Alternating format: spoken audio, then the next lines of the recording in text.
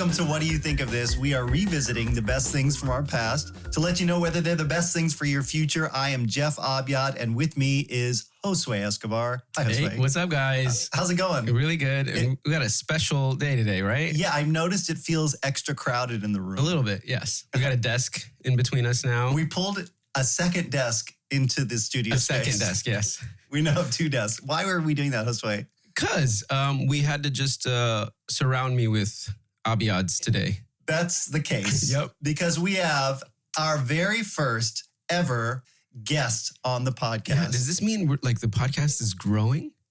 Physically, yes. We're about to outgrow the space. Welcome, Jimmy Abyad. Yay, hello. I wish I had an applause sound now. Can you call me Second Desk? That is a high up name in the British MI5 that I learned about. It's called Second Desk? Second Desk. That's your title. Okay. That's it. You're the first one who's asked. I thought we were just going to call you official. Jay. But then you'd be Jay too. That's right. Names. And I'd be Jay. You'd be room full of Jays. We didn't think this through. Yep. Well, okay, we brought you here for something very special, and we're going to get into the details later, but it's because of this episode that we're going into today. Yes. You are our qualified expert in an unexpected turn of events. an expert on my life as it applies to this medium. I can't wait. I'm so excited. An expert on trauma, childhood traumas. Oh, yes. Lots of that. Yeah. So we're going to talk about part 2 of Alice in Wonderland today, Alice Through the Looking Glass. Oh my gosh. I only have a little bit after that of closing the loop because I have a feeling with 3 of us, this could take a long time and we got to get to it. Yep. And so before that, I also have a very short quiz. Cool. But because, Jimmy, you have not been here for any of these episodes in person, you've just been yelling back at your headphones. Yeah. You know, when you want to contribute. I thought today I'll throw you our question, which is based on this episode. Are there any things in childhood that you wished you could do? Like adults were doing this, but you as a kid were excluded. Think like Thanksgiving table that you couldn't do that you can now do as an adult. And maybe you're excited about it, or you were like, this isn't what I thought it was going to be. Well, yeah, 2 things. Funny that you say Thanksgiving table, because the only thing I could really think of was to be at the grown-up table during a meal. And I think not only because I want to like talk to everybody, but I think it was also easier food access.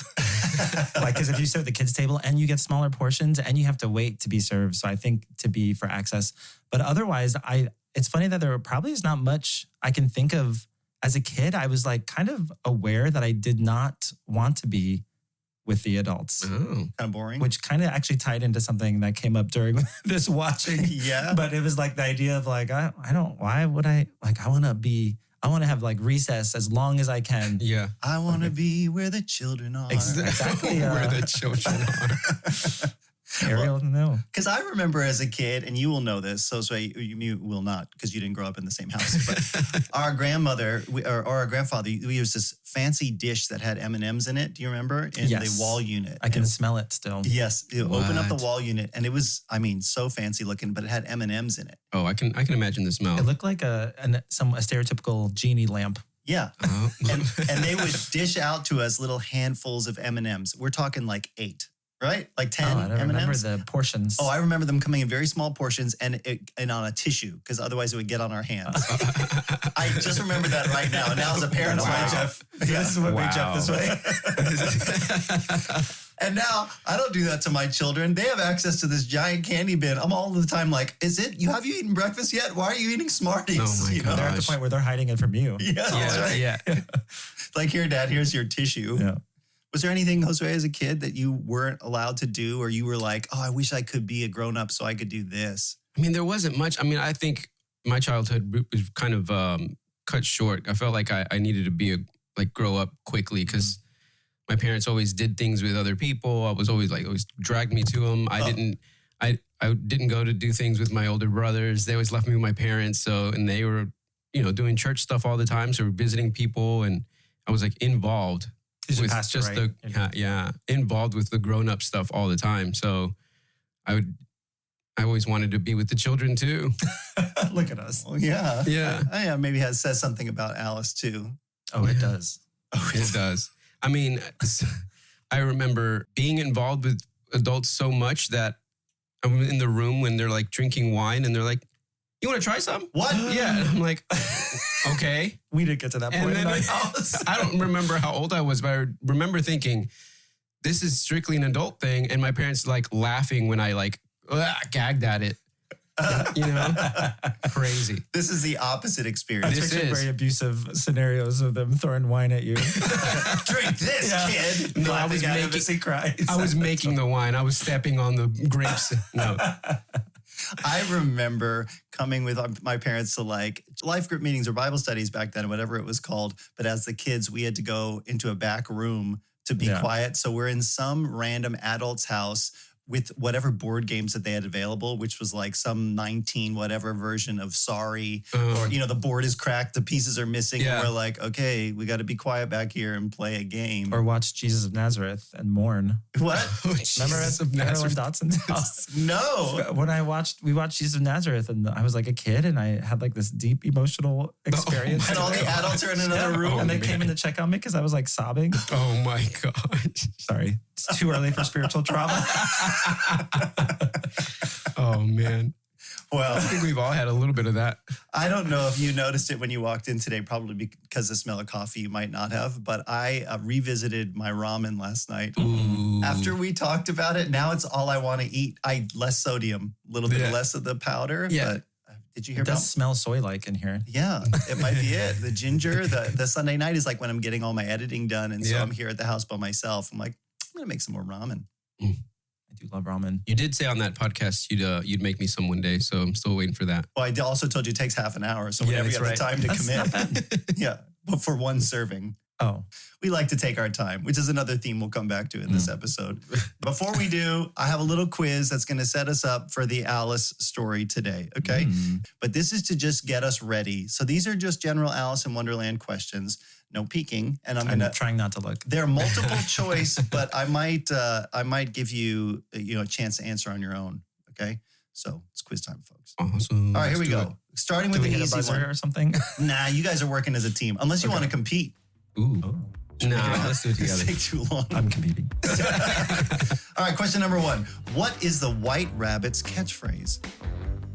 I'm late for a very important date. That's right. You're right. Yes. I was going to say, who? What? The other option. That's Archimedes. The other options were hippo, hippo, hippo, or hurry up. But no, you're right. I'm late. I'm late. I'm late for a very important date. Okay, question number 2. That's okay. We're going to select that. That's right. Reveal the answer. Yes, you're correct. Why does Alice shrink? She eats Little, it's like bread or something. it's a crumpet. A communion wafer. Okay, I'm gonna give you 3 options here. Okay, A biscuit. it's once you hear these 3, you're gonna Don't tell me it's a blue pill. You're gonna be real confused.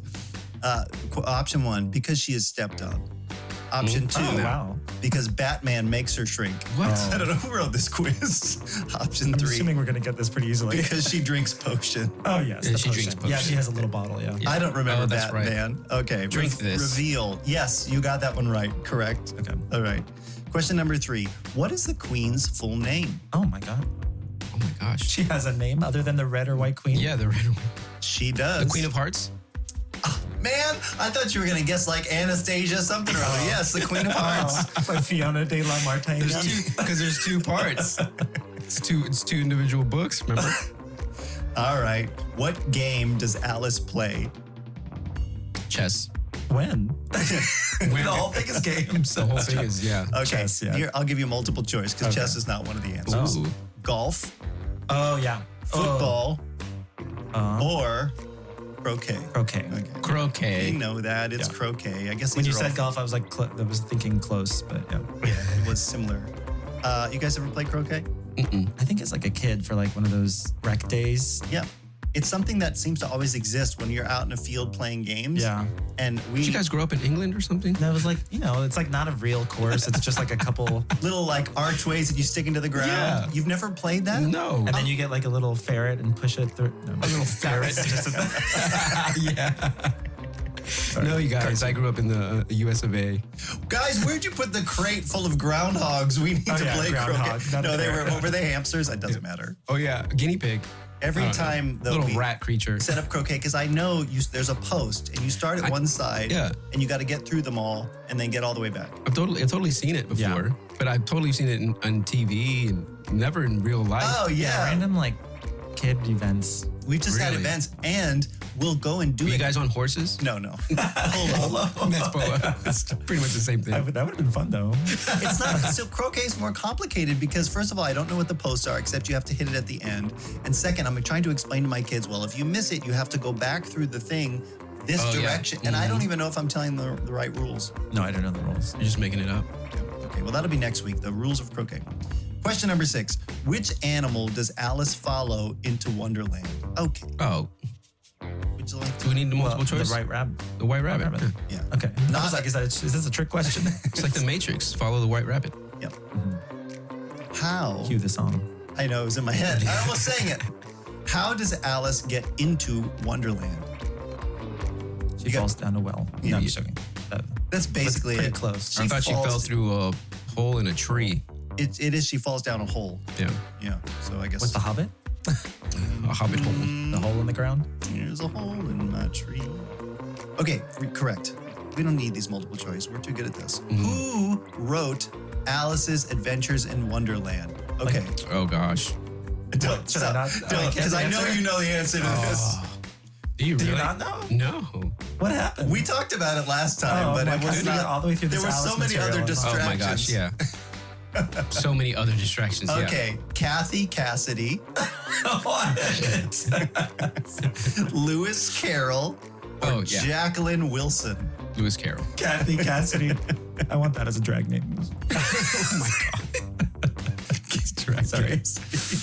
Okay, question number 9. Who played the Mad Hatter in Tim Burton's film version Oh, of Alice's yeah. Adventures in Wonderland? Johnny Depp. Kind of. Sure, it wasn't Katy Perry because she's an option. That'd be fun though Wow. too. Lewis Walsh. She can Who's pull it Lewis- off. Who's Lewis Walsh? I don't know who that is. Probably married to Related Kathy to Lewis Cassidy. Carroll? Maybe. Probably. Okay, question 10. We are so good at this. What color dress does Alice wear? In the cartoon. Oh, yeah. It doesn't specify, but I can give you options if you'd Blue. like them. Mhm. There are actually some 2 white. colors. In the Disney, yeah, it's blue. It's blue and white. Yep. Yeah, I Blue with a white apron, right? Or something like that? Whatever that is. Blue Looks like an front apron. part, yeah. I thought about that watching this. I'm like, is this like the style to wear an apron? It looks like an And apron. it's in the show, in this crazy dumb show we watched, she's wearing yellow, isn't she? I thought Pink. yellow. Yeah. Oh, I Is can't it remember now actually either, but it does have a little aprony thing in front. It does, yeah. maybe it's all based on your perception. We're very Oh my non-observant. gosh. Yeah. It was pink. It was I'm going to say it pink. was pinkish red. There's so many colors. It was in salmon. that- It was salmon. Okay, we got to stop this Coral. tomfoolery. There's only one way we can do the intro for this, which I think is to reprise our little play acting. We're coming back to the director. Okay, Oh my gosh. Jimmy, I don't know if you remember our imaginative experiment. Oh, yes. Okay. Yeah. Oh my god. So just follow my lead here. But Josue, are you ready for this? Yeah, let's do it. Okay.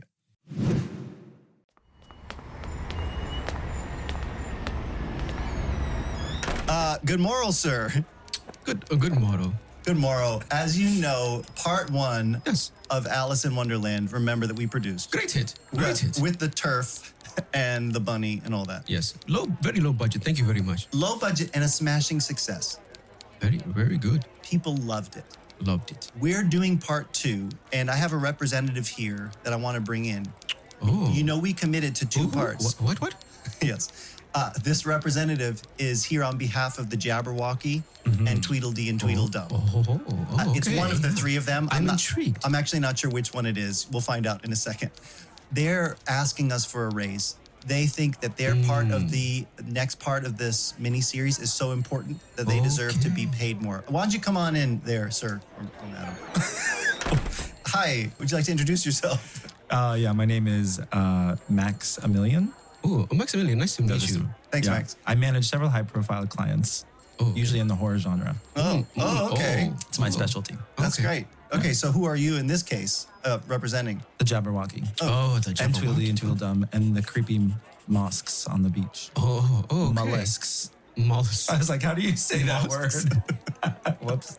I think they're oysters. Oh, so what Whatever is they are. the proposition?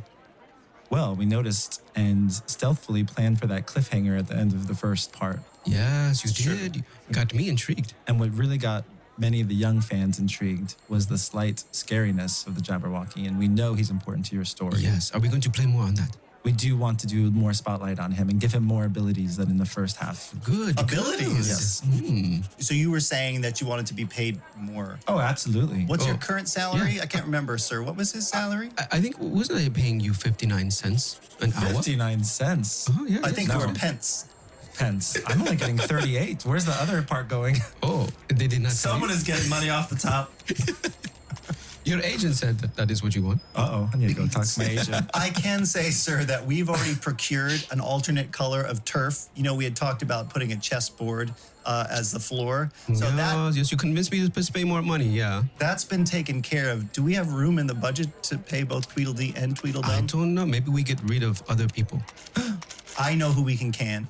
Who? Ringo Starr. Okay. He was terrible. Yes, No, I don't care. He's not my client. I agree. Let's do it. Okay, whatever you want. Go. Do it. Bring the shrooms. Yes. Where's Jabberwockies my bag of unite. psychedelics?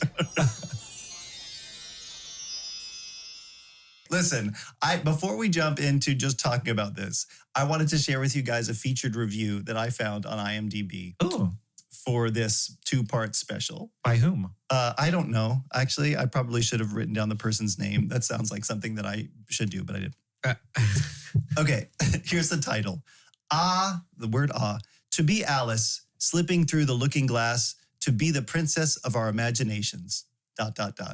ellipses. You ready? Oh, this is just the title? Oh my God. I was like, this is going somewhere. Yeah. I wanted to be Alice. I wanted to wear cute little dresses and shiny black patent leather shoes. I wanted to dance with a caterpillar and float down a river of my own tears. ! What? Exclamation point.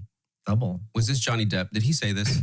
This movie combines colors. Remember, this is talking about the TV special here. Okay. Colors, music, imagery, and a lively cast to create the perfect children's movie. It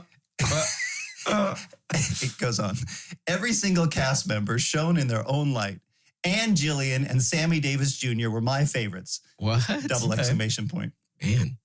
I can't imagine a film where the director spent more time focusing on the visual smorgasbord of colors and images. ! Exclamation point. We're a lot of colors. The songs were easy to sing to, and Alice presented a lovely little girl who just wanted to be grown up. This feels like a publicist for the show. I thought that too. It probably is. I hope that, this is the last part here, someday they replay this movie so that the children of the world can fall in love all over again with their imaginations. Wow. Anything they create today, anything they create tomorrow, all caps, will never even come close to the magic of this movie. Never ever today. This should be right up there with The Wizard of Oz in the children's movie section of your local video store. God.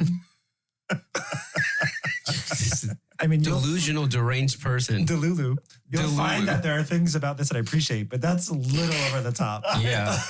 Oh my gosh. Yeah. In contrast to, I wrote these comments, actual comments that came from my family while we watched part 2. Okay. Your immediate family. Yeah. Not you, dude. Dad, why did they make 2 parts? Yeah. John Stamos? What? That was just a comment that came out. Who did they think was John Stamos? He is in this. Oh, what? We'll get to it. I'm trying to remember who he was. He's Hathor. He's the assistant to the White King. Oh, that's, oh my God. Oh my God. Didn't even realize. Okay, another comment. This is weird. This is, yeah. And then closely following after that, oysters? And shortly after that, what is happening? Yes. Yeah. Here's another one. She's worse than Elaine at dancing. I think this was about Carol Channing. Oh, yeah. Following comment, this is way better than the first part. And then there's more. But there was a lot going on. Oh, it's a little more lively than the first part. I couldn't convince anyone in my family to watch this. They didn't watch it? No. Oh, They were like, nobody? are you kidding me? They were like, you're on your own on this one. I will say, Right from the beginning. things took a turn up in our house for part 2. Okay. But I can see why. Yeah, but I want to kind of set up, Jimmy, why we brought you in, because this made me laugh so much because we had done part 1, the episode came out, and I get a text from you that's like, yes, commenting about the episode, and then like, I'm watching it. And I thought you meant the podcast. I thought he means listening or whatever. But you were actually watching. Oh yeah, I rewatched it. You were somehow inspired to go back to this. After the podcast, yeah. After the podcast. Okay, we have a family history of this movie. Do you remember it growing up? I do very much. Yeah. But only part 2, right? Yeah, I get you were the one that reminded me of that. I forgot that was only part of the story. But yeah, I watched the first one and definitely didn't remember as much. I mean, because so interesting. The second part I have like cemented into my brain. Yeah. But we watched it a ton. And of course, I've seen the cartoon and know the story, but I've always been creeped out from it, which has never allowed me to engage much with it. It's just, all I remember is, it's creepy. I don't want to think about it. And I never got past that. But then the podcast was the first time I think somebody discussed some of the themes of it. And I was like, oh my God, this is way deeper than I thought. And then I applied on why I was so scared of it and the things that made me uncomfortable, and then started uncovering layers and layers and layers and realized there's a lot of depth in it. Yeah. And then I started to appreciate even that live version for what it was a little bit more for other reasons. Oh my gosh. I wonder why you guys didn't watch the first part. I wonder if it was we didn't have it. You didn't have it. Remember, we talked last time about recording it on TV? Yeah. That's all we had? Part 2 on VHS? Somebody remembered enough to be like, I don't want to miss recording the second part. I think they probably saw the first one was on and was like, we should record this, and then recorded part 2. Oh my gosh. It's interesting to think that someone thought, let me record this. I was thinking maybe someone just saw it on TV that night and was like, Alice in Wonderland, and didn't realize what it was only one part. Yeah. Yeah, maybe. Yeah. And this was so confusing to me because, and they even title it in the movie Alice, it's like Through the Looking Glass, which is that the name of the book, the second book? And I realized in the show they say that. They call it Looking Glass Land. Yeah. So I was like, I wonder if that's why I always called it that. And I remember always being very confused, especially any time in my life, not that it comes up that often, when I would try and talk about this, like, have you seen, because it was so significant in my mind. Yeah. And I would try and be like, Alice in Looking Glass Land. That's what I used to call it. Yeah. But that's not what it's called. It was really confusing. But right at the beginning of part 2, that's what they call it. Yeah. The owl. Yeah. Owl. So this, again, we talked about this last time. 1985, a 2-part thing, straight to TV. So many casts of characters that are just famous. But we sat down to watch part 2, and already my family was like, all right, here we go. Yeah. I have something else to do. Yeah. But it grabbed us on a different level. This one felt like it was less about famous people, because there were a lot of people that I recognized, but not as many. And I felt like the quality took a little bit of a lift on this one. I don't know if the quality took a lift. I think not the production. Production, yeah. Let's not get it twisted. The cast. I think the dialogue and the way it was written, and so I did a little bit of research on Reddit, just what people were thinking about this and all that other stuff. Mm-hmm. The zeitgeist. Apparently, the zeitgeist, the smallest zeitgeist you find. It's 2 books, and it's this by Lewis Carroll. Kathy Catcherson. Kathy. I forgot her name. Sorry, I already don't remember either. Cassidy. Oh. And people were saying how the first part is what we touched on, right? Like adults and kids and what you're not allowed to do, what you are, your imagination. And then the second part is the maturing and growing up. So things have to get a little more, I guess, more realistic, not as crazy. Or you got to leave behind some of your imagination and grow up. I don't know. There was still some weird stuff. There were, but it made more sense as hey, if you want to grow up, you got to move towards these other things, And so it was a little more grounded, but the quality was still, Oh my God. I did not actually say the word for all of you listening. I don't believe it. Sure. He's swearing. Yeah. So this one, though, I recognize that there were no psychedelics involved. There was no, I'm eating a cake, I'm drinking a potion. Oh, you mean for the actual, hookah, yes. And the whole thing. The writers were still on it, though, yes. Cake. Oh, completely. The producers were still on. Yeah, but Alice didn't eat the plum cake, right? No. So this whole thing to me felt like I'm coming down off of a high. Yeah. And now this craziness is actually getting more solidified into what this has been all about from the start. And at the end, you only see it in the mirror. Yeah, because she's in the middle of the story. So she's already there. She's so already it's there. Like picking up from that. And the themes, if you watch it with these themes in mind, because like you said, then coming back to it and actually thinking about what you're watching, because I remember as a kid going, why are these people so mean? Why is this happening? And I identified with the kid. Yeah. But as an adult, if I go, okay. And the writing is really targeted. But you see the repeated theme of one, Alice is not being heard right from the start. Like the chess pieces and can you hear me? That happens multiple times where people just don't hear her, right? Yeah. Secondly, facing your fears. Can you hear me? Sorry. It's all about facing your fear. So, it is, yeah. And I'm like, I watched this through thinking, I got to the end, like, what is fear? Why did this is such a thing? You know, you get that owl character that pops in. Yeah. Okay. So, and this is very near the start. Like she's Jabberwocky, knocks over the chess pieces. Carol Channing does her thing. And then nobody can hear her, but then the owl painting comes to life. Yeah. And this is our new Cheshire Cat. So oh gosh, yeah. He's way... Is it played by the same character? No, same actor? Not Telly Savalas. Okay. Oh my gosh. Because it felt like very, very similar. So I don't know if they meant it to be. It's like this in the book, but he sets up like, oh, Alice, you know, you got to face your fear. And we're all at the mercy of your feet. I'm like, why does it keep leaning into fear? But I thought, oh, okay, if you watch back and you're thinking through the theme of fear and what Alice is facing and like growing up, like I want what adults have, but I have to get past where I am right now. And that was a third theme that I saw is like, she's so eager to just skip past everything and get to the adult that she's not experiencing now. Yeah. And that was it. Like that way the owl's like, the only way for her to get past the owl is for her to agree to sit there for like 3 years or whatever he said talking. And she's like, for a little bit. Yeah, she's like, okay, I'll go ahead and stay. And then he's like, all right, I'm going. You know, because it's Looking Glass Land and everything's opposite. Which, by the way, for Alice in Wonderland being one of the first references to some sort of multiverse. That was one thought I had. Wow. I was like, oh, I wonder if Lewis Carroll... They were ahead of their time. This is early 19th century, or mid 19th century. What were the references that you feel like really leaned into the multiverse? Well, just the fact that here everything is different. That whole thing of like it's opposite. And then when she looked through the mirror, like the things were on the... It was like a mirror image. Yeah. But at the same time... She thought she was in her house, but not. Yeah, she found things that thought were the same and they did wrong, the opposite thing. Yeah, the whole idea I thought was like, oh, this is it made me want to go back and see what earlier renditions pre-MCU. You know, it's funny though, that part where the chess pieces can't hear her. Mm-hmm. You know, I thought... baby! I thought... Baby's abnormally large. Oh my gosh, I know. I thought that they were just carrying over the theme of like her parents couldn't hear her and see her. Uh-huh. I thought they were just carrying that over. Yeah, well, it is kind of that. And then it was just that she was in the looking glass, but her parents were still there, but not there.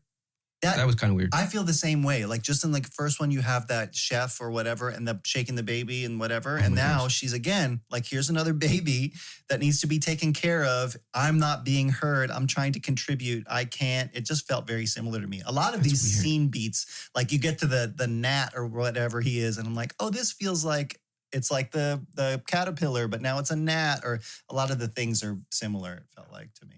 Weird. My bad, Carol Channing, though. Yeah. Oh my gosh. She was great. That was one of the consensus I saw online was people loved her. And just my favorite part. She was, like she stole the scene, every scene she was in or whatever. Yeah. Early on. Musical performances. Yeah. My favorite. We'll get to it. I do want to talk about that. So Alice skips through that flower garden, which I also remember as a kid going, why is Sally Struthers, I didn't know who she was, so mean. She's like, you dummy, you're an idiot, and you're like, you're the worst. And that's how some people think kids are. People think kids are dumb idiots. Yeah. It's like, oh. Yeah, here we are again. And if people haven't heard, obviously we have a whole episode on the first half of this, so that theme came up a lot.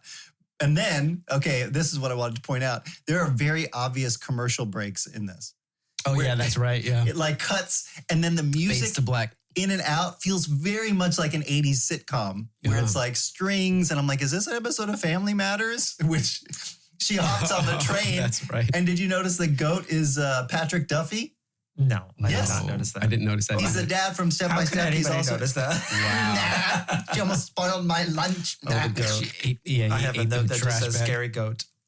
That's Patrick. It's one of the part that stands out. Patrick Duffy. What was so scary? I don't know, like that little train car scene. It is. And now that I've gone back, of course, I've identified like 5 themes. Oh, really? But the goat, I think also the goat is just like an emblem of whenever we saw like satanic things growing up in church. It was always a goat. It so was it's like a goat little head. goat altar or something. And he looked like, and he was mean. Yeah. Yeah.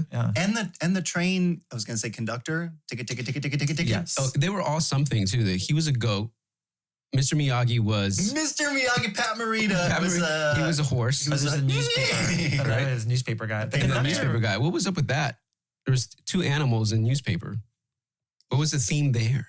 Well, I mean, I don't know about who they were. One of the things that really stood out right away was that fear, maybe as a kid, especially as a kid, but even now, when someone's in authority and you're like, you don't think they should be there, or like you're concerned about who's in authority, but as a kid, you obviously can't say anything. Yeah. And that's definitely what it reminded me of like, there's so many instances in church, school, I don't know, whoever, wherever, where you were like, I don't like that this person's running things, but you don't really think, you're not evaluating it as a kid. You're just thinking who you're comfortable with. Yeah. And that reminded me of that. And then the whole runaway train.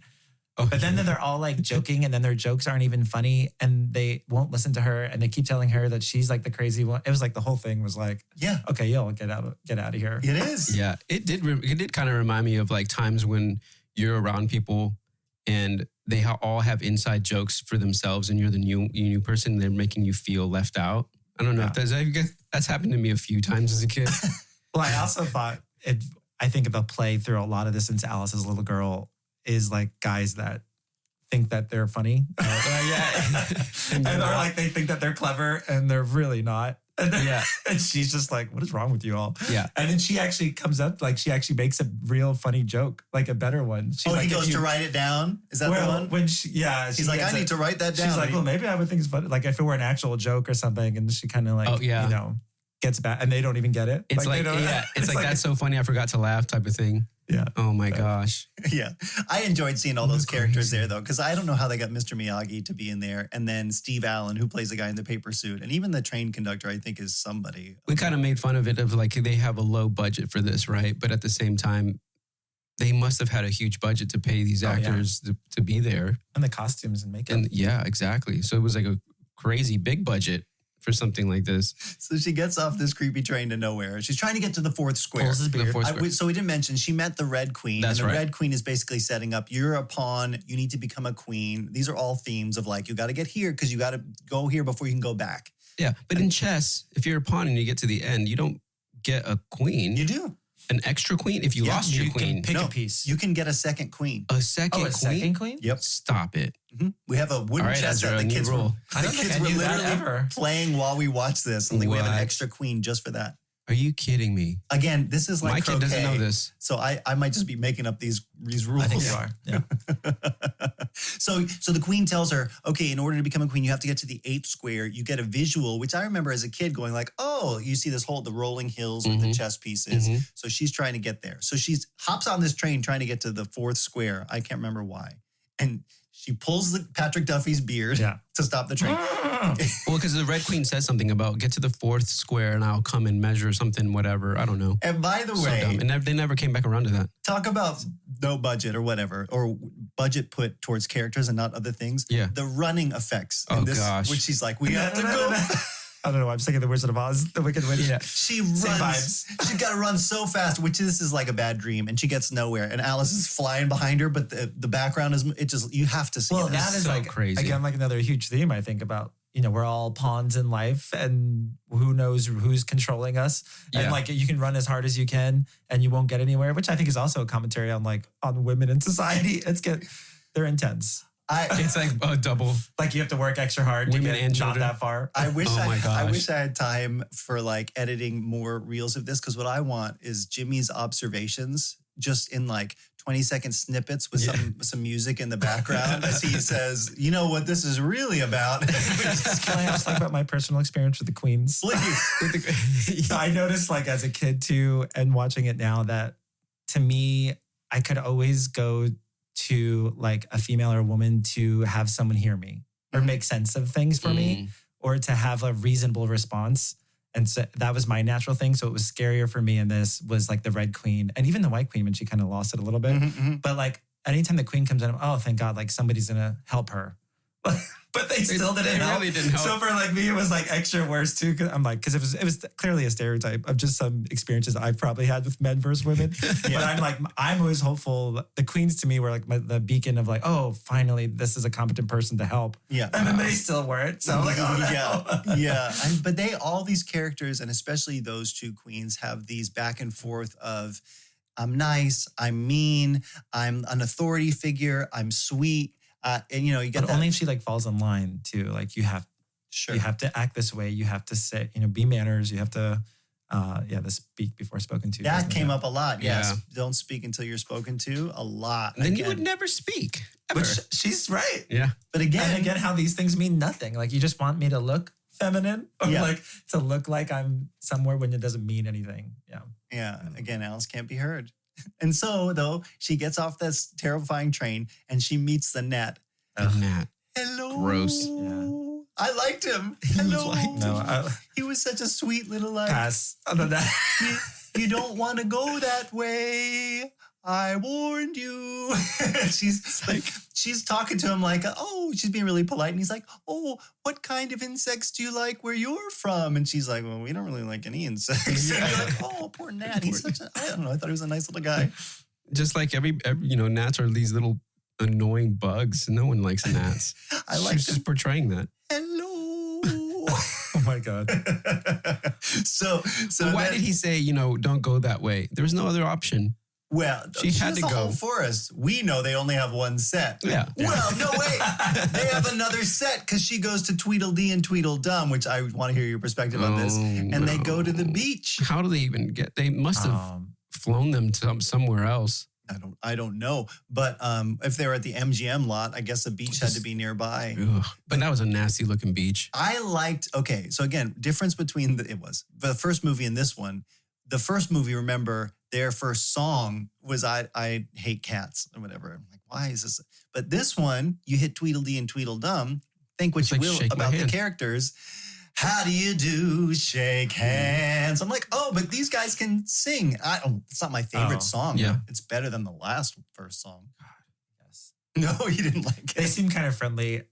I didn't get too much deep meaning from these parts because they're my least favorite scene of the whole. Well, not but the whole beach scene. I'm like, this is annoying. Yeah, and it still is. I remember even as a kid being bored for some reason, and now still I'm like, yeah. Even they could have left that out for real. Why is that? And I guess that's in the cartoon too. There's the walrus scene there, so maybe it's iconic Alice. So they included it. It's only in the extended edition. I don't know what the meaning is behind this, but it's like adults like to eat nasty things like oysters. I don't know. Well, I like oysters. Yeah. I guess I'm an adult. So after all the fat suit dancing and they get onto the beach, right? Fat suit dancing. Tweedledee and Tweedledum, they're like that. They're pretty dexterous. Oh, and it's kind of creepy though, because they talk about eating. Don't they talk about eating them? Yeah. And they're like humans. Maybe that's the whole thing. So again, Alice is trying to get out of there. She's like, I got to get to the four squares. And they're like, let me tell you the longest poem I can recite. That was their whole point. No, that's right. Yeah. Oh my gosh. And so they go into this whole thing about the walrus and the carpenter. Which it must be. He didn't look like a carpenter to me. He looked like a chef. Yeah. I don't get it. I'm sure there's a reason why. But that walrus, I don't know, a little terrifying, gross, had the cheek stuff with the tusks. And I remember as a kid thinking, that seems like a terrible thing to wear in the water. With this like 3-piece suit that looks like it's made out of velvet. And why did they dress him up like that? Of all the costumes in this movie, how do you feel like that one rates? Oh, that was the best one. The best, worst one. I don't rate it. I refuse to participate. Out of the range, yeah. I wonder if that actor still owns that suit. He's like, I'm going to keep this. I got it on my 40 shelf. years ago. Poor guy.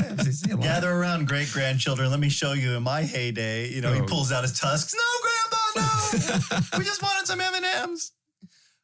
But I did notice in this one, and we skip back to see it, that there's a little blip where you're watching when the walrus is first coming out of the water and the carpenter, that there's a guy from the set that just pops in and then runs back out. He gets in the shot. I saw that. Yeah, and he runs back. I'm like, was that an oyster? I saw that, yeah. It's just a random guy running in and out. And then I do remember as a kid going, what? He ate them all? Like I remember feeling like Alice felt like he ate all the dancing oysters. Yeah. So for anybody who hasn't seen this, the oysters have shells on them. They're just giant shells with legs. And they're all these like sweet ladies basically that doing this dance. And the oyster and the carpenter just want to eat them. I think it's creepy because it again has like those misogyny tinges. Like they're out there being feminine, then they're getting devoured by this nasty, like weird man. I'm like, it's creepy. God. Next scene. Very predatorial. Are you kidding me? So I'm telling you, there's layers in all of these things. Alice runs, and then we hit another dramatic sitcom commercial break where it's like, and then do you remember what's next? So we come to Carol Channing. Yes, before the gathering. Yeah, this is the very first time where she's got her whole problem with her shawl. That's right. She sees it. Does it fall? It's blowing in the wind. It's blowing in the wind, yeah. Alice catches it and she needs it. And this is the first, maybe the second, if you include the nap, but you guys didn't like him, character where I'm like, oh, I like this person. Yes. I had a thought about her too, where also a theme throughout, I guess, where again, I like the White Queen and she's more comforting than the Red Queen. But it does give those vibes of like when there's a grown-up in the room again, back to the authority figure where you don't feel like they know what they're doing and you're required as the kid to like go along with it. It's like to kind of take control. Oh, like to take care of them because you know they're kind of a little emotionally out of it or not present. And that's kind of what that reminded me too. Because she's like pricking her finger. She can't find her stuff. And then she like falls asleep on her lap. Like, she just Alice is like taking care of her. Yeah. So it reminded me of that too, where again, Alex is clearly Alice is clearly the Jimmy's putting himself in the movie. He's the sanest. She's the sanest one. And then they're all, Another reverse thing where like you said, she pricks her finger, she's bleeding. And her reaction, I can't, her scream. I have more on that later when the Jabberwocky comes out. That actress, man. But then she has to prick her finger in order for the bleeding to stop. And this is, again, Alice just trying to get grips on what's going on in this pseudo, universe, like you said. Okay. Yeah.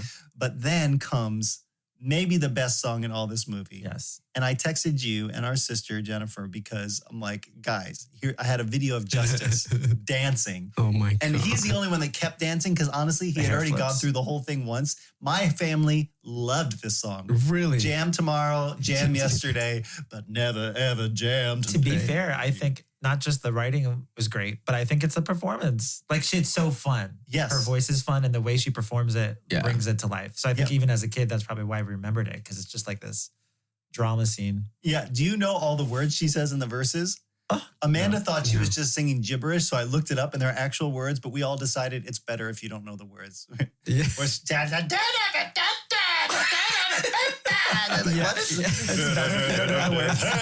It doesn't matter. And everybody's just dancing in our house. And the hair flips. Yeah. Oh my gosh. And the lipstick. Yeah. She's great. Wow. Crazy. Have you guys seen Carol Channing in anything else? There's this like one scene or whatever. She's in a plane with somebody and she's like, raspberries. That's the only thing I know her from. Yeah, I ended up looking up too because I'm like, she's wonderful. What else is she in? And I don't remember seeing much else. I know her name, but I don't know what she's in. I know I've seen her in something else because as soon as I heard her voice, I was like, man, I know this lady from other stuff. Her voice is so iconic. Is this still the scene where she falls asleep in her lap? No, that's a different one. That's this one almost at the end. Yeah, after the jam song. Oh, the goat.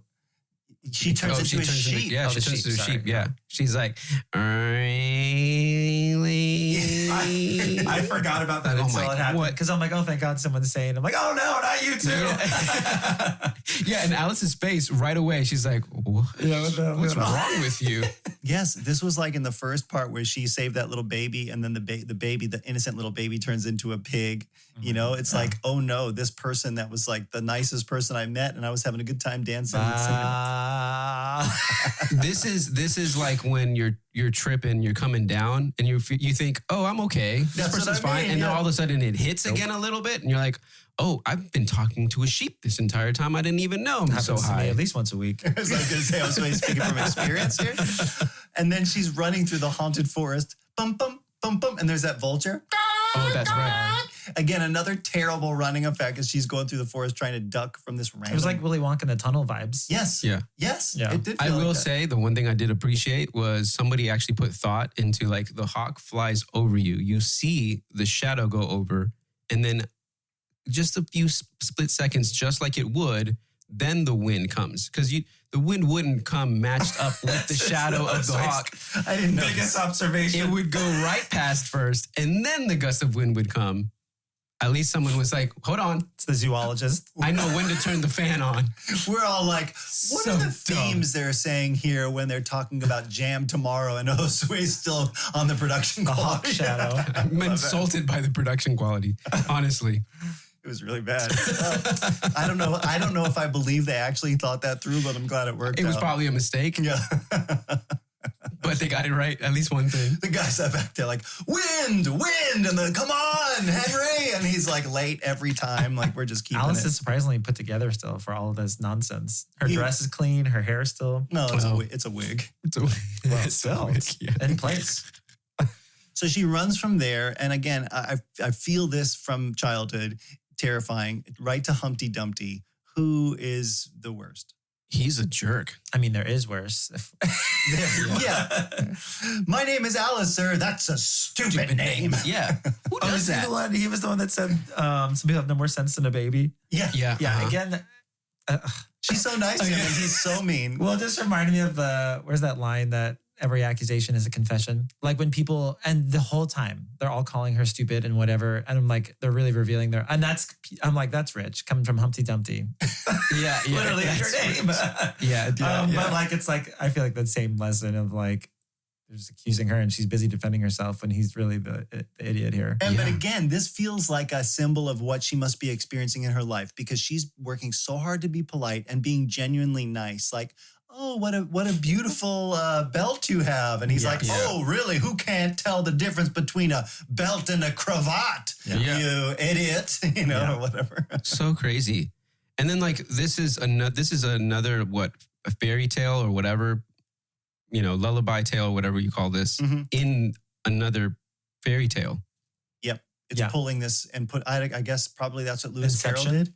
Is this, Yeah, Inception. I'm going to ask a question I don't know the answer to. Is this the first instance where Humpty Dumpty is visualized as an egg? Oh, I don't know. I don't know. Because, in the original, it never says he's an egg. But he Still have to read breaks. the book now anyway. Yeah, he But falls. he breaks. Yeah, An eggs break? I don't know. Eggs crack? you can't put them back together. Nope. Because there's yolk. All the and king's horses and all the king's men. Yeah, but the they're first just time they put it trampling back, on the yolk and the. I mean, there's no way a horse is going to put an egg together anyway. but the first time they put it back together, don't they? Oh, I don't The know. I was first just time- reciting the poem. Oh no, maybe I'm Oh, thinking. in the rhyme? Yeah, maybe in the there's only. rhyme? Yeah, wasn't there? Oh, maybe doesn't I happen forget. twice? I don't know. Well, write in, guys. That'll be next week's Closing the Loop. Yep. Does Humpty Dumpty ever get put back together? Oh my gosh. I don't know, but I didn't know as a kid what this conversation was about. And I still don't know. Where he's talking about words and the meaning of words and adjectives and adverbs. And I'm like, Jimmy? Oh, I don't know. I was trying to remember if it even had. who's. I feel like, again, it's him just trying to show off like he is smart Like- or something when it's nonsense. And she's Yeah. like, oh, what does this word actually mean? And he's like, finally like, okay, now you're meeting me on my level where I wanted you to. So let me tell you all the stuff that I know. Yeah. Gosh.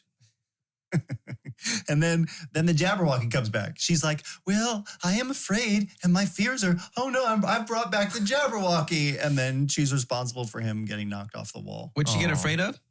I don't know. It just started to come in. Her fear just came back. I guess that's the drugs talking again. Well, if it is in line with a lot of other stuff, I feel like these people are the ones causing the fear. It's like an insecurity that they're causing in her. That's not And real. it just keeps coming up. They just keep talking bad to her, and she's met with all these awful experiences. She's like, maybe I am stupid. Maybe I am an idiot. Because It's the her adults are anxiety. telling me that. It's her anxiety rising up. Yeah. She literally says, because he calls her stupid, she's like, well, I'm stupid, but I don't think you should be dancing on a wall. Like she says something like that. Yeah. You know what else And reminded he me does fall. The Jabberwocky pushes him over. Yeah, I'm glad. of? It reminded me of this all the way to the end is of Victor from Umbrella Academy. Mhm. You know how they're like they all like they're the ones that cause it, like all the siblings. Every like they're time. so awful to him Mhm. that's why Victor like explodes. And Alice is like they're so awful to her that she gets to the point of like anxiety and freak out that the Jabberwocky comes and attacks them all. So it's like their own Yeah. fault. Yeah. Wow. They've created the monster themselves. Yeah, they're blaming her, but it's their fault. Yeah. Yeah. Leave her alone. Somebody be nice to her. I do remember her running into that spider web and that being terrifying as a kid. Oh, like Shelob? Yeah, the Jabberwocky chase scenes are gross. And that there's like a tarantula climbing down. There is, yeah. A real tarantula. Reminded me of like Frodo running into the spider web. Yeah. And then commercial break. An Emmen Mule. And then we're running again. So we pick right back up and then she runs. So you get another back and forth, hot and cold, scary, sweet. We go right to the White King. She runs out of the scary forest. He was nice. Was he nice? He was one of our family's favorite characters where he's like with Hayor, his guy. With the cake or before the cake? This is before the cake, right? When she originally shows up and he's waiting for his messenger. He's like, look down the road and see if you can see my two messengers. And he's talking about the lion. And he's kind of a jerk to that guy. What's his name? John Stamos? Yeah, John Stamos. Hayor. Well, when he's like whispering in my ear or whatever and he yells and he's like, you frightened me. Or when he slaps him in the face. Yeah. Oh my God. Yeah, that whole scene got a lot of like laughs in our house. Everyone liked that a lot. And then the lion and the unicorn. The lion and the unicorn, And again, she wants to leave. For the crown. Yeah, and they're dragging her on. Yeah.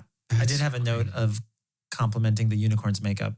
I thought it was like some of the best costumes and outfits. The unicorn is Beau Bridges. Oh. Beau Bridges, you know Beau Bridges? That sounds familiar. I know who she is. She. Oh, he. He. Oh, it's he. Beau Bridges. Sorry. Okay, well, Beau Bridges' father is Lloyd Bridges, who's the guy in Naked Gun. Lloyd Bridges. Wow. Yes, I love it. Is the White Knight with the mustache. Oh, dang. Yep. His son is the unicorn? Yep. You guys keep discussing the lion and the unicorn. I'm going to look up his face just so you can see it. And you're going to be like, it reminded me of, even as a kid, is walking up to that scene was Narnia, when the kids walk up on Aslan's camp. Oh, yeah. Because it's all like a mix of animals. It is. Yeah, you're right. Beau Bridges. Is that the unicorn? He's the unicorn. Is Jeff Bridges his brother? Oh, okay. Wow. I like the unicorn. He was great. Yeah. And I just thought the makeup was very impressive. If we want to say great, and in the sentence of this movie, yeah, the sentence of this movie, that's it's pretty great, Josue. Yeah. Put it in the same sentence as this movie.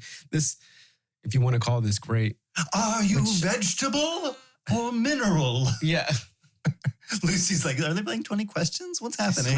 So crazy. Which then gets us to the cake, though, I love that cake. I think it looks good. The one that she couldn't cut. When she presses the knife into it, though, you have to pass it out first before you cut it. Yeah. Yeah. Yeah. But did you notice the lady that hands it to her? The sweet lady with the cake. And she's like, be careful, because if you drop it, the lion will eat you. Yeah. Oh my gosh. I won't eat her yet. There's a lot of cannibalism. I know. You don't know how to serve looking glass cake? I guess it's not a cannibal if he's a lion, technically. Yeah. You pass it around first. So now I want to say that actress, the one who passes her the cake, did they just get her off the street and she's the only one not tripping on something? Because she looked like confused, like, what am I doing here? Like lucid. Yeah, she looked lucid, like, this is insane. What did I just agree to? Some of the close-ups or like the shots where she's just standing there, her face looks perplexed. Yeah. She looked like me watching this. She's the director's daughter that like they needed somebody to fill this role and she was not qualified. And she's like, okay, what's my line? Okay. Yeah. She looked really like, what in the world is all of this? I was going to say, is this a theory or a movie? And I think it was the latest Doctor Strange where they're saying every time you're dreaming, you're actually in another, talk about multiverse universe. Yeah. It's also a personal background of mine. What do you mean? When you're dreaming? In my dreams, I just feel like I'm in like a really real place, just somewhere else. So I almost feel like all of these crazies they're all just dreaming somewhere and landed in this place. They've met. Yeah. Whoa. Because you notice like the scene changes and the people in and out are so like boom, boom, boom. It's like, oh, I'm waking up. I'm having my day. Oh, I'm back. Oh, it's the White King again. He's back. Lion and the unicorn. Gosh. Cut the cake after. So she gets this knife handed to her that is probably because of, whatever the rules were around children and weaponry. The dullest knife you can ever find. Yeah. We should have used that for the test kitchen. Yeah. And she hands it to her. She keeps trying to cut it. Yeah, and it keeps coming together. So she has to pass it around first. That little press into the cake makes it look so good, though. It's very satisfying. Yeah. The little knife into the cake. You didn't feel like that? No. It looks so good. I'm watching this going, this is so terrible. You were watching it at 2x speed. That's why. It's because you've come with prejudices Not that part. before you got. Yeah. Well, because I'm watching this as an adult. There's no like.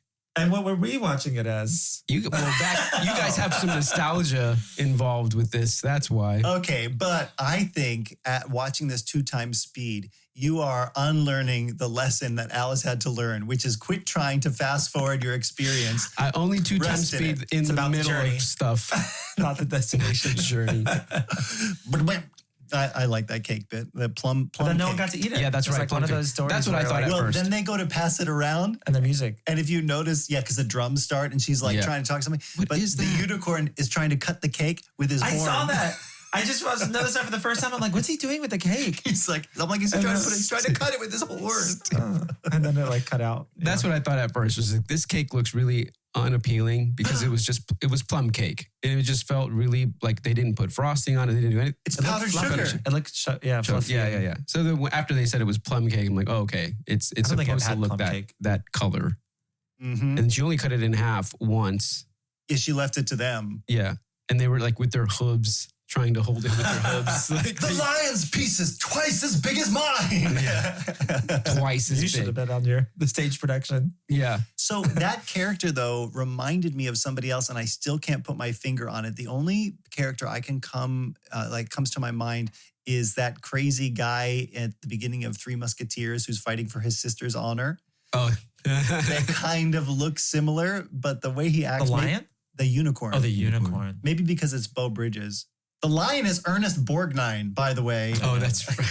I remember Who's that. that? Where does he I remember from? that guy. I mostly just know his name, as with all of these characters. Yeah. Oh, I don't. I'm like, Mr. Miyagi, I knew, but How many of these actors are still with us today? Yeah, what's Alice up to? Yeah, exactly. I bet she hasn't done a thing. She was a since pretty good this. actress. Yeah, I don't know. She kept a straight face. But if you look around, I don't know, she's probably traumatized. There's more of those scary birds. Remember the jury, the last one?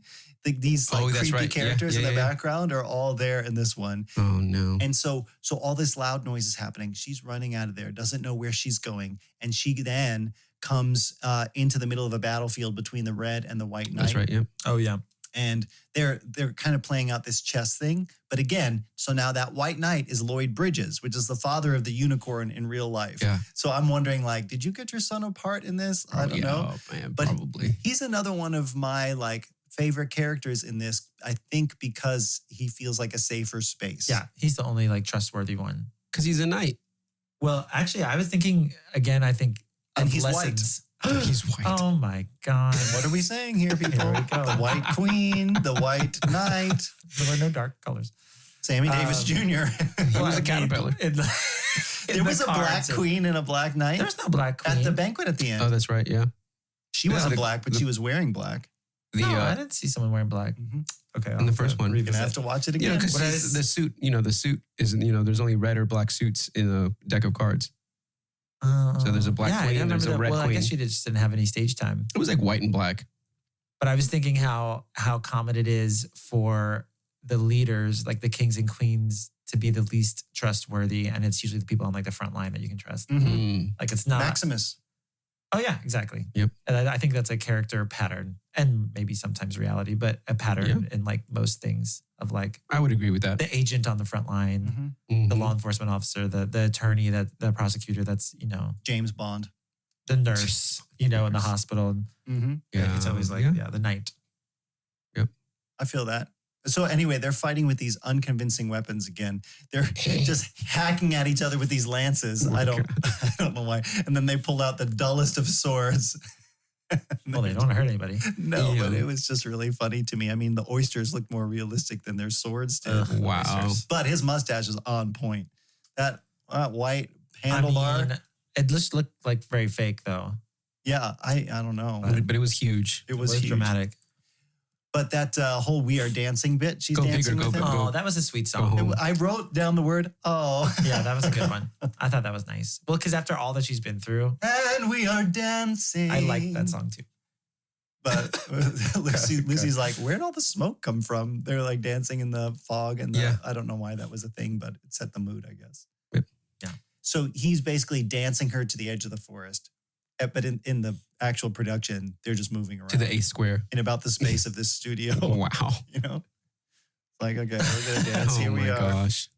She gets to the 8th square. We feel like, okay, we're at the end of the movie. She gets a crown. And as a kid, it bugged me that this is not a white crown or a red crown. What does this even signify? But it doesn't matter. She has a little scepter and a crown. Yep. Nobody else cares about that. As a kid, I was definitely unaware. Yeah, it was like golden beige crown or something. She's sitting there by herself, and then the two queens just pop up, right? Yes, come up. But she's in like play acting like I'm a queen now. So again, it's a theme of growing up. She owned it pretty quick. Yeah. Mm-hmm. Well, she's been waiting to be given the authority to be at the tea table, right? To be an adult. Yeah. It's like, oh, I've arrived. So now I'm going to play the role of being a queen. And of course, she's still only a 7.5-year-old girl or whatever she is. But yeah, they pop up and they're upset at her about like not having right manners. You know, you're speaking too soon. Yeah. And then they go into this whole bit about mathematics, which I feel like is like, okay, you're a kid and you want to be an adult, but here's 1 and 1 and 1 and 1 and 2 and 12 minus 4 and 16 divided by 12. And so this whole thing was crazy. I think again, it's just another expression of how my whole reaction to Alice was, you leave your house, you go out into the world expecting one thing based on how you're taught and how things work. And then everything is insane. But I think this is actually one of the biggest lessons I got from after the first episode was like this identification with Lewis Carroll. And that's why I looked up more about him because I'm like, this guy wrote this in the 19th century. What happened? And I thought like, because you just assume you're taught one way and you go out into the world, you think people are going to treat you well. You think you can trust systems. And then you find out, no, everybody's crazy. You're all just making all this up. And it's like, and on top of that, you're making me think like I'm the dumb one. Mm-hmm. Like you're all telling me when I'm like, absolutely not. Wow. It just takes a long time to really realize it. But then all the math thing, I thought it was like that. Like, oh, we're giving you knowledge. Here it is. And she's just trying to keep up with their craziness. Exactly. Multiplication. So crazy. You're like, ma'am. So what does that come out to? I lost count. I lost count. Yeah, you did. That's the point. They're trying to make you lose count so you can't really see what's going on. Yeah. Oh my goodness. Like it is really, it really is that. Also, sorry. Please. I want to hear it. Just the whole lesson of Alice with the like reality. I think this was a personal lesson for me. Was like I keep saying in the last few years how I've really come to see how beautiful reality is. Because for so long you've dealt with so many people that just aren't who they say they are, don't say what they do, or don't say what they say they'll do. Or people, whether it's religious or non-religious, but like believing for something you can't see, but usually it's used to like, you disassociate, you can't trust yourself. It's always like unreal. So now I've really come to this place of like, oh, it's so nice when someone is who they say it's just beautiful. Even if it's sad or scary, I just want to see something that's real. And I felt like that was a huge theme of Alice and the book is just like, they're spinning her up because everyone is crazy and insane. But when you finally get to something real, it's like so refreshing. Yeah, I think, and then it was nice to have the idea that the author is writing this book to kind of tell someone out there like, hey, I see you. You're not the only one that's having this experience in life, that everything is crazy over your head and insane. Like I see it too. And I'm writing a story about it. Yeah. Oh my gosh. Yeah. Anyway, sorry. That was literally in every song and every scene, but yeah. Well, so actually this is what I want to talk about because the Red Queen then cuts into this whole song. Before she does though, she talks about, or maybe it's the setup for the song, how life is all a game of chess. And again, we're here nearing the end of this film. So we're going to start hitting the nail on the head again. Yeah. No pun intended. Yeah. Oh, that's right. I'm going to make a little marker. That's right.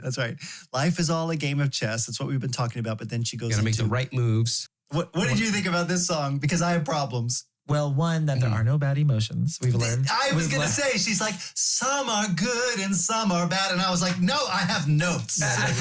Maybe they didn't mean it like that. Maybe they just meant like you feel bad, but... you experience them and maybe they're unpleasant. Unpleasant. Yeah. I do love the lullaby, but that was like afterward. That was right after. Yeah. lullaby song I like.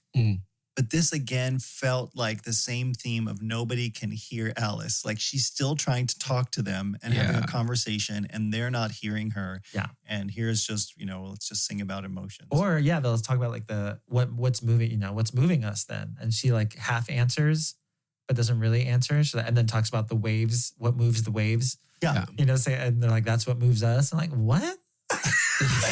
Like, sorry, this kind of reminded me maybe of some more religious stuff. The answer is people basically are just saying things, and we're all like, oh yeah, and then, no, like, no one knows what that means, but we're all just like, yeah, yeah, that's true. We don't know. Gosh. That's what the answer is. We don't know, but we have to give you an answer or at least try and have a conversation with me. Like, but don't give me some blanket weirdo metaphor, and then we're all supposed to just run with it.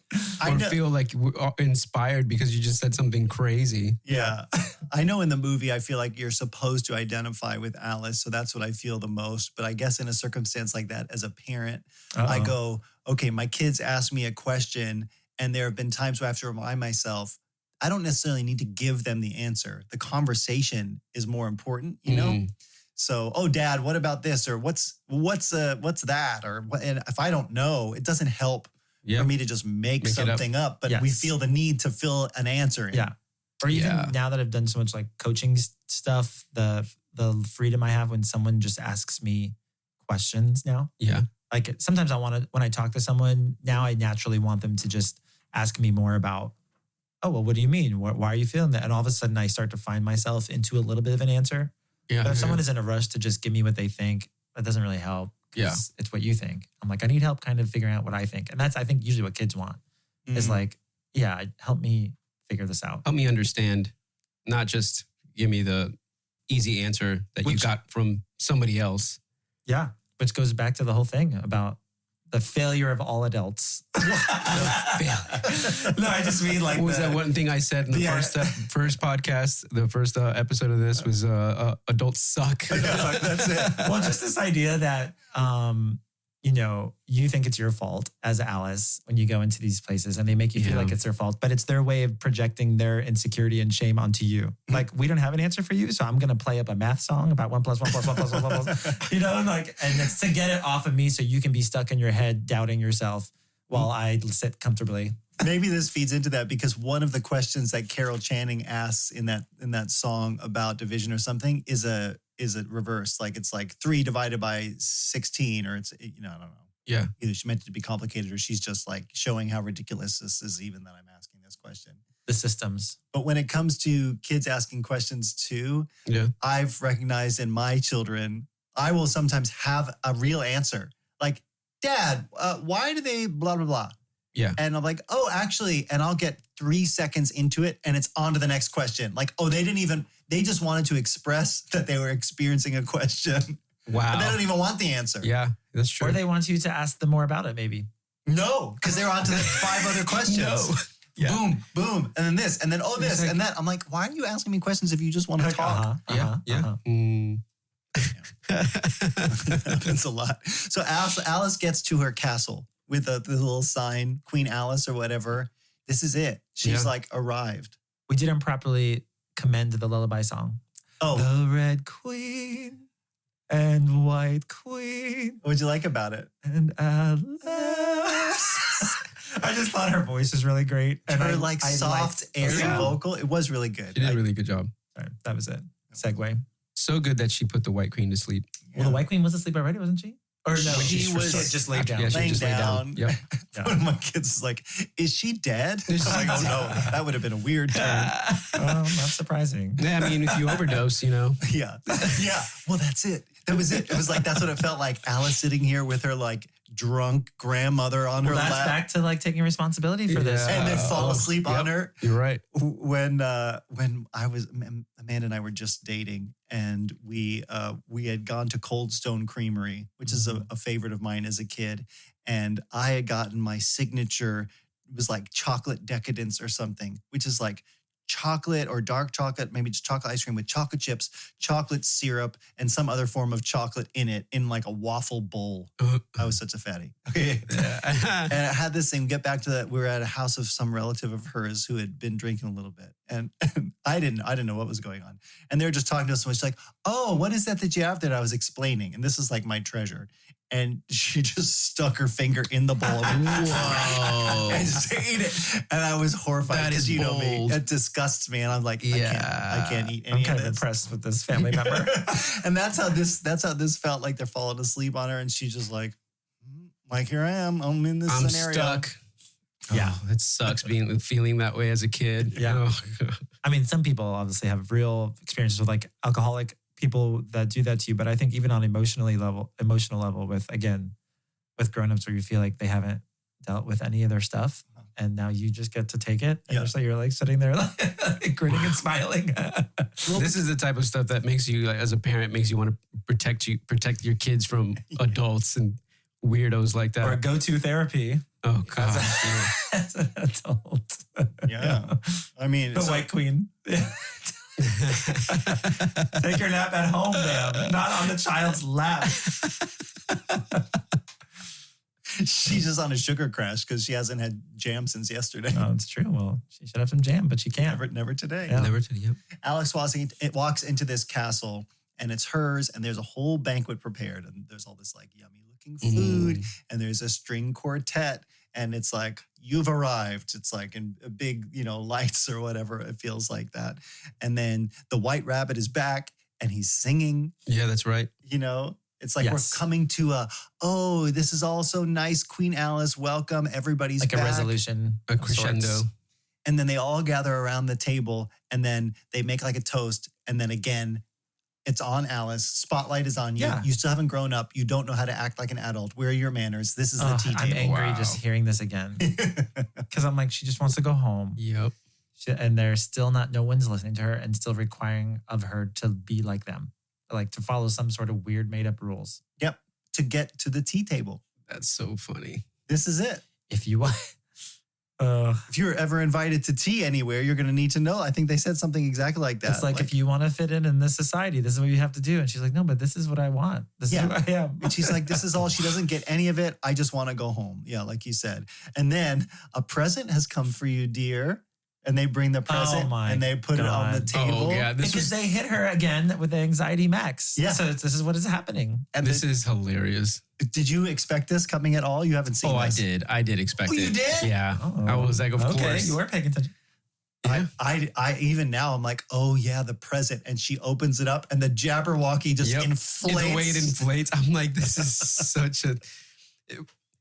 Man.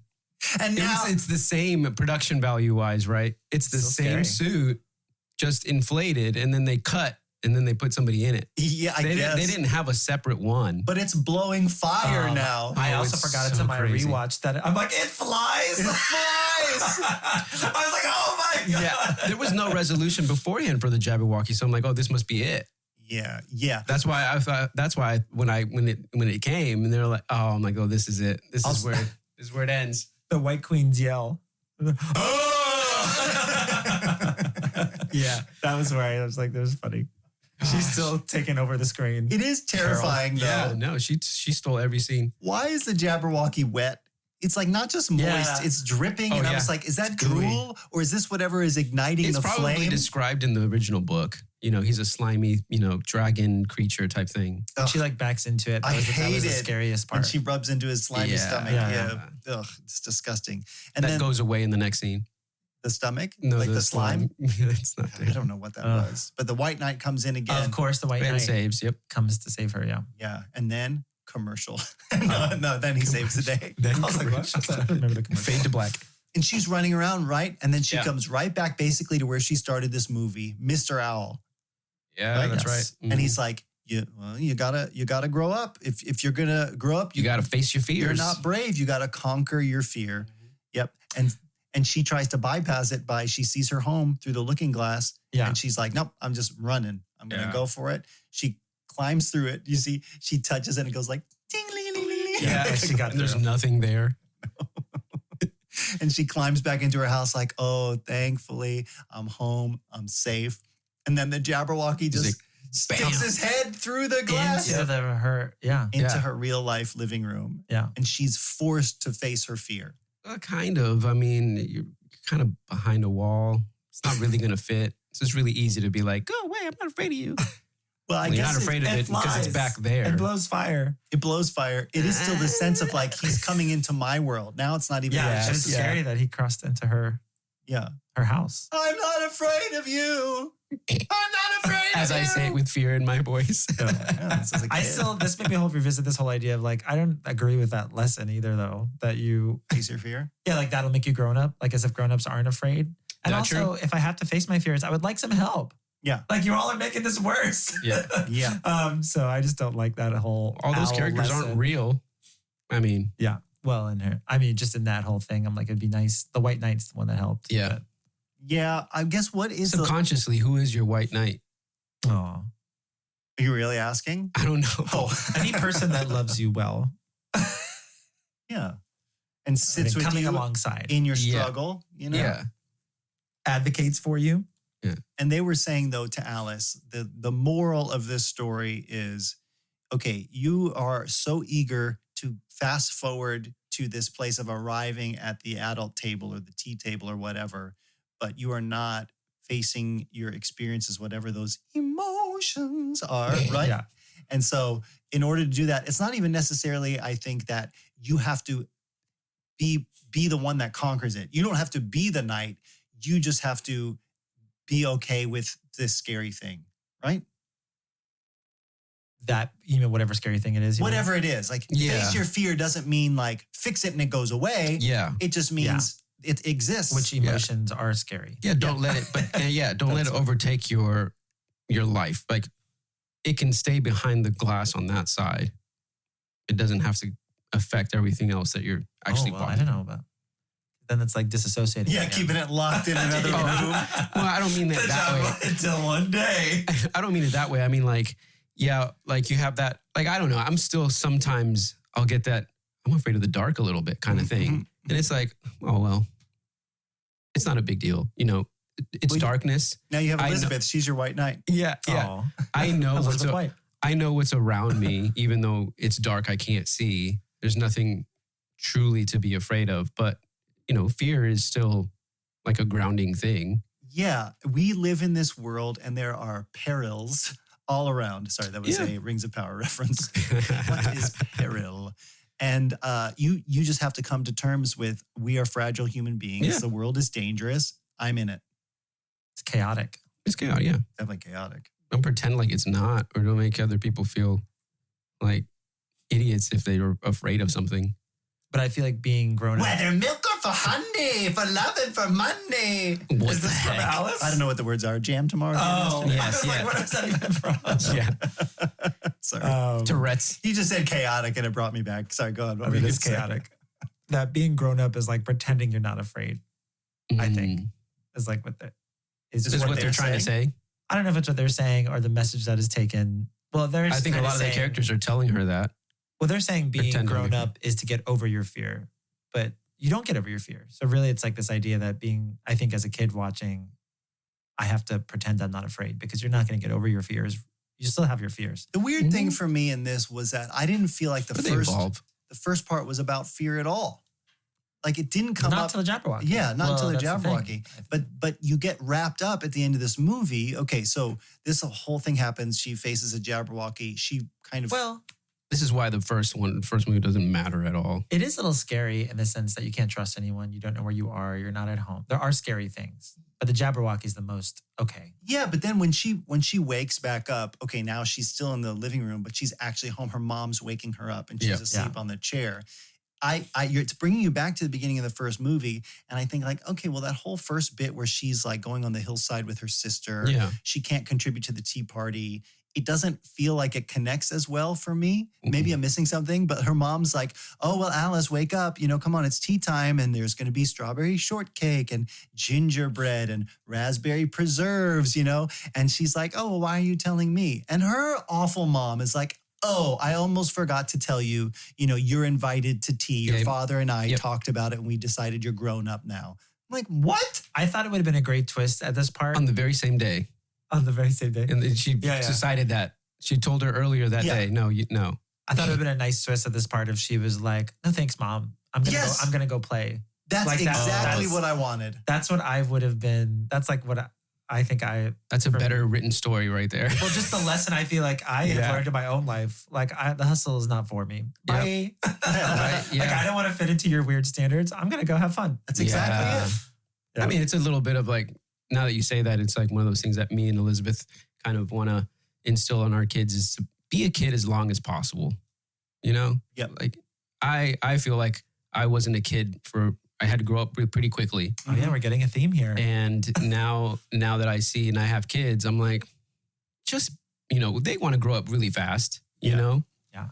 Eva is playing around with my broken iPhone, and she's pretending, to be a grown up. Yep. I'm like, pretend all you want, be a kid, because once you become a grown up, there's no going back in this, Oh, in this, wow. in the reality, So yeah, I think you're right. How do you take your childhood with like you're still the same with you, You're still yeah, the same kid. You're just bigger now. yeah, that's true. I'm a big kid at heart, It's still in there. Yep, still in there. Yeah, that would have been a much better twist. To be like, nah, you can have your tea No. party. Adults I'm suck. gonna go out. I'm gonna go play outside. Where are the other kids? Yeah. Hey, she has a stuffed Jabberwocky she's playing with. Yeah. Well, we got to the end of this, and I was asking everybody in my house their opinions, like I usually do when we finish these. And everybody's opinion was this was better than the first. Everybody who had seen the first part went, okay, I enjoyed this more. I liked, everybody liked the jam song. I think that was most people's favorite. The dancing. Yeah, well, It was just crazy. Well, the second half just had more of the it was still reaching climax before it had its resolution. So the story part was Yeah. all more in the second part, I think. This is probably why you guys recorded the second one, not the first one.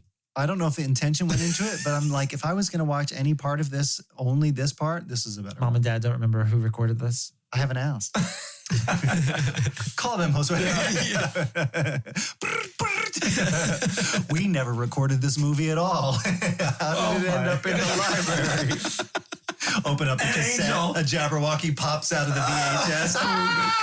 I just felt scared for no reason. A VHS has arrived for you, Jeff. Oh my God!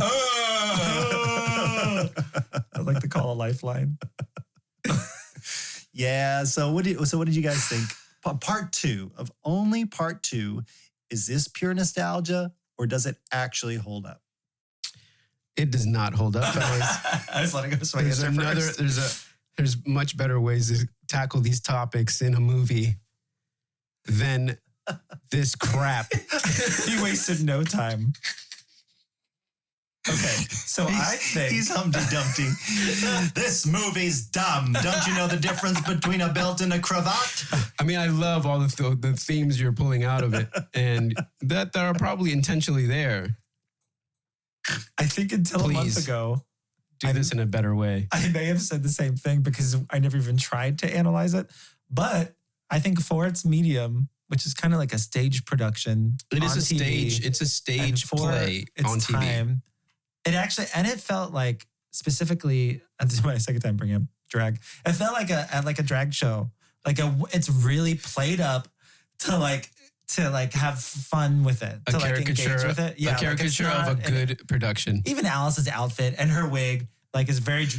That's not realistic. It's Yeah. but it's entertaining in that sense. Like, what crazy campy thing are they going to do next? It's like that kind of thing. Yeah. So I think in that part, I was never mind all the lessons, but otherwise, I don't know. You have to take it, I guess, at the medium it is. It isn't like a modern, whatever depiction. But then it's also just a crazy story. So It is. The story is crazy and great. It made me appreciate the story more.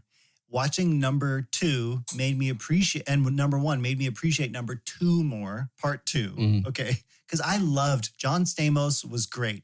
The White Knight, even the White King, who was a little aloof, not as bad as the King of Hearts or whatever. Yeah. Oh, my dear, yeah. somebody's head, or whatever. oh, they pulled around the corner of the Jabberwocky. Yeah. Yeah, so I appreciated this much more than part one. If you're going to watch any part of this, part two, I will say Yeah. this production is all nostalgia for me. It's hard for me to have a rating on this that I feel like is valid because I've seen it and I know it. I can almost quote it. Couple comments.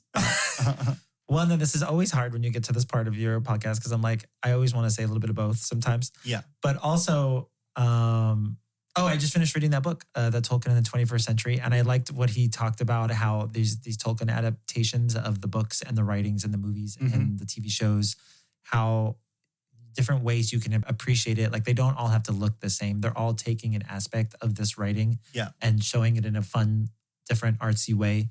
And again, I think in that aspect, this is an expression of Lewis Carroll's writings that show it in such a unique, funky way that doesn't encompass everything or like full quality or everything from the writings, but it is just like a projection, like one fun projection. Yeah.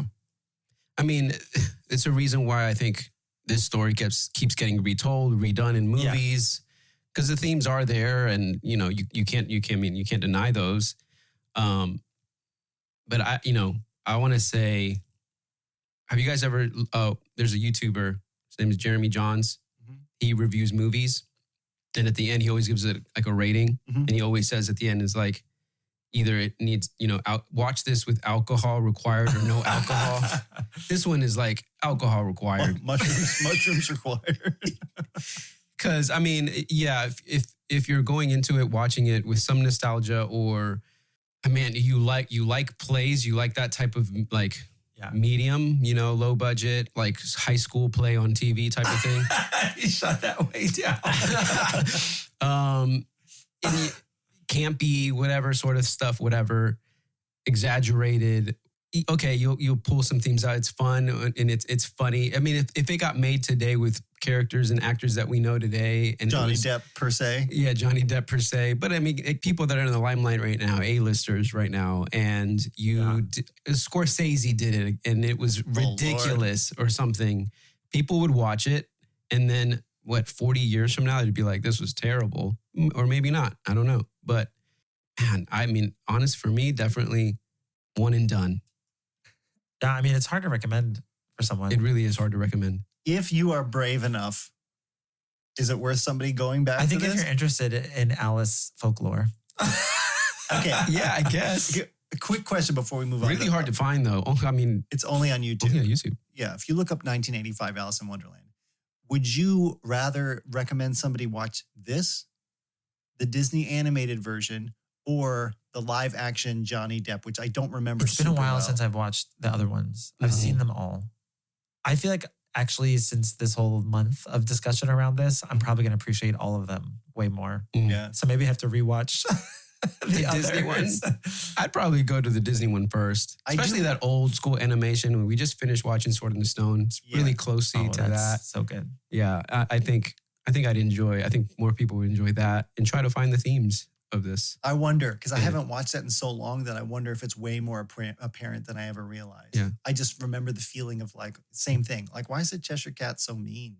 Yeah. I wonder if when they made this, the adults making this knew about these themes and wanted to do something like, hey, let's paint adults in this like crazy light of... Let's literally paint them. I think they did because, well, because that is a shared theme in all of them. Yeah. Is like everybody's a little crazy and untrustworthy and chaotic.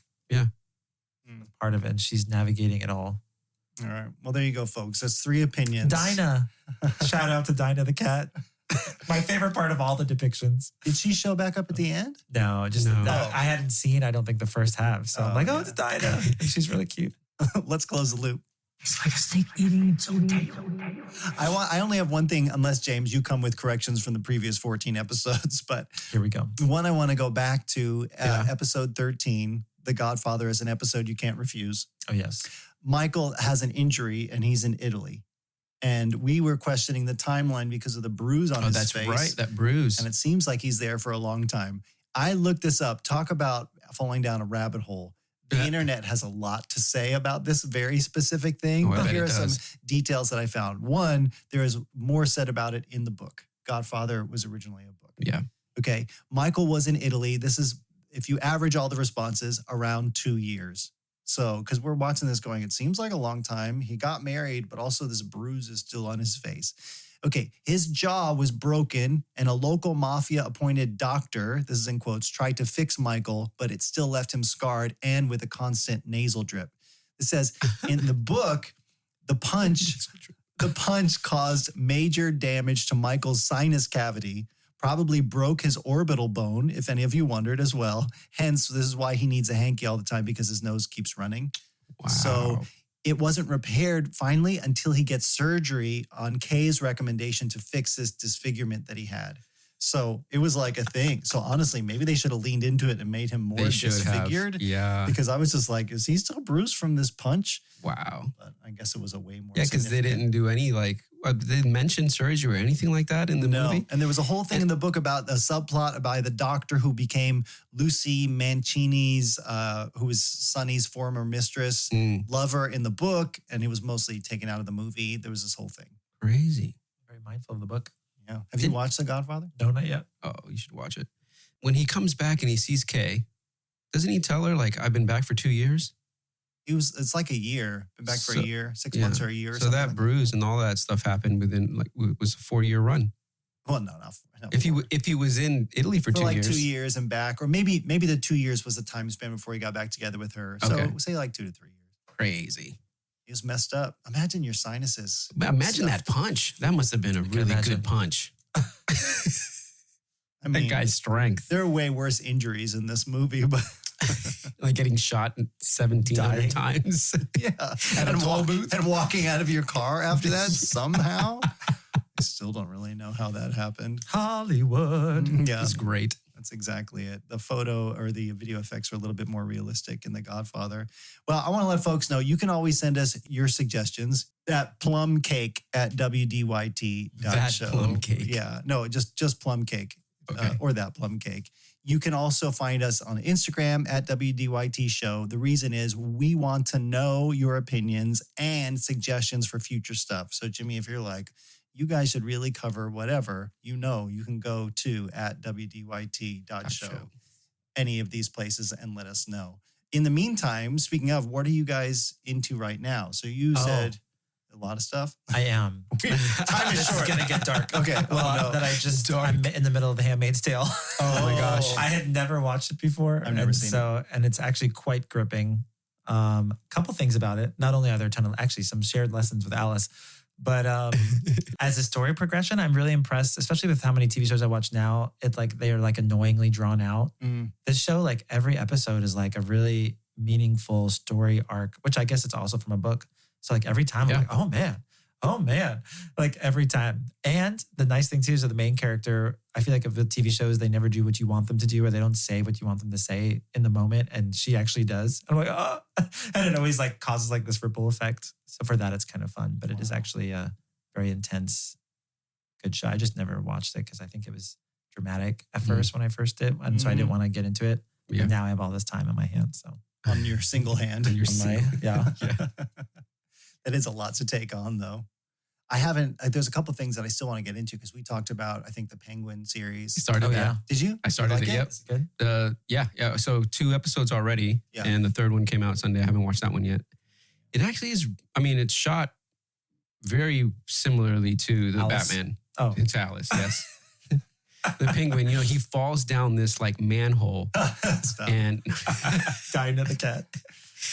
And Batman is his Jabberwocky. No, it's really good. It's well written. You should watch it.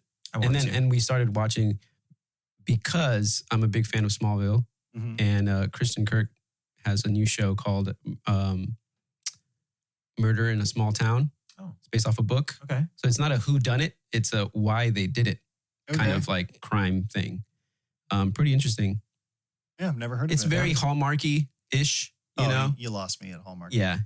But I'm watching it because like Elizabeth really likes that type of stuff. And Elizabeth under the bus. No. Yeah. But I'm a big fan of Kristen Kirk, so I'm like, I want to watch this. Yeah. And because it's Hallmarky-ish, Elizabeth's like, oh, this is cool. And she likes that whole, mystery stuff. Yeah. So.